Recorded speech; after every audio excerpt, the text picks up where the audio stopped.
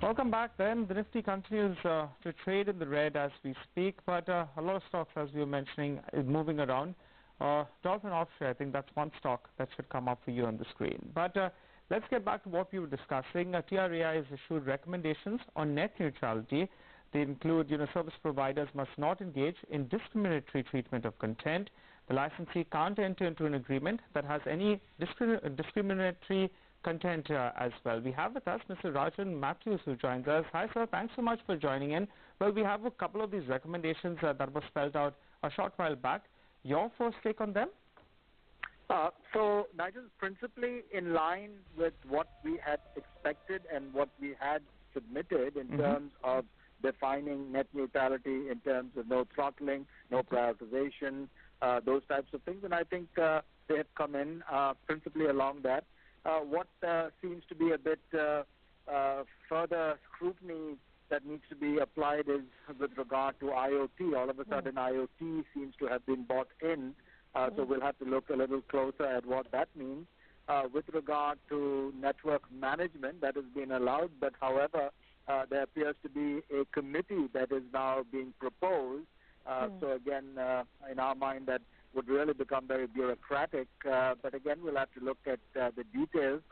So on preliminary basis of a review, it looks in line with what we had expected in terms of the definition of net neutrality and what those guidelines are. Right.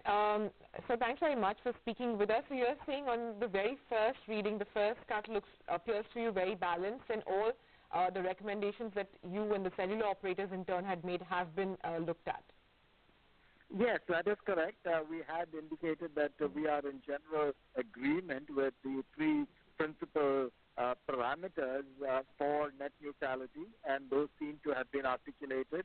Again, there's an exclusion for excluding what we call the walled garden, so anything that is applied on our own network is excluded from net neutrality, which again is appropriate.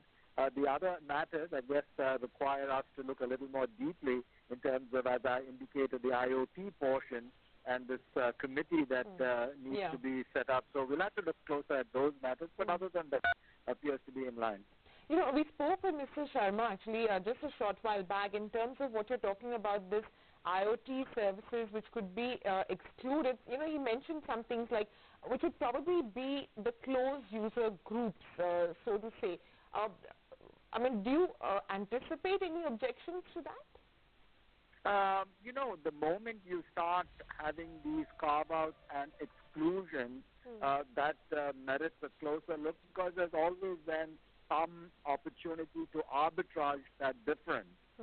So again, an IoT is an emerging field with very loose boundaries and parameters as of now. So again, to become so definitive at this point might be a bit of a challenge. But again, we'll need to look a little closer at this.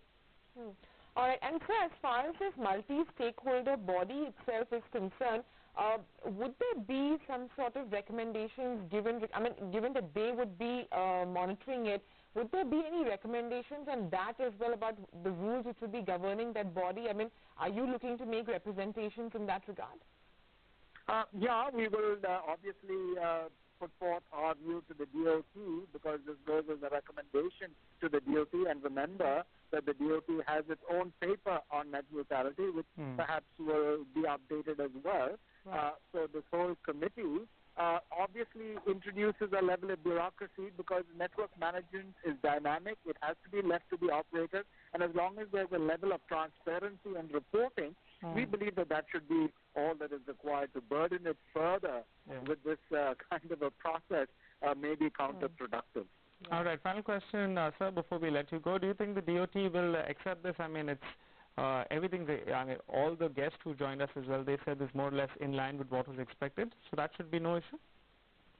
Yeah, so the DOT might take a closer look at it, especially in the context of what is happening globally. As you notice, America has backed off and given a much more market-oriented dynamic to net neutrality. Other countries appear to be doing this, other than perhaps Brazil, which has taken a hard line. But most countries seem to be taking a very loose, hands-off type of an approach. So we'll see where the DOT lands up in terms of these recommendations. All right, so I appreciate your time. Thanks very much for joining in. So one thing that comes in from the COI is that they'll be looking at the exclusions through the Internet of Things which the TRAI has proposed, as well as a more keen look through regarding how this committee of various stakeholders will be formed and the rules which will govern. And a quick break. We'll come back with more on the market in a bit. Stay tuned.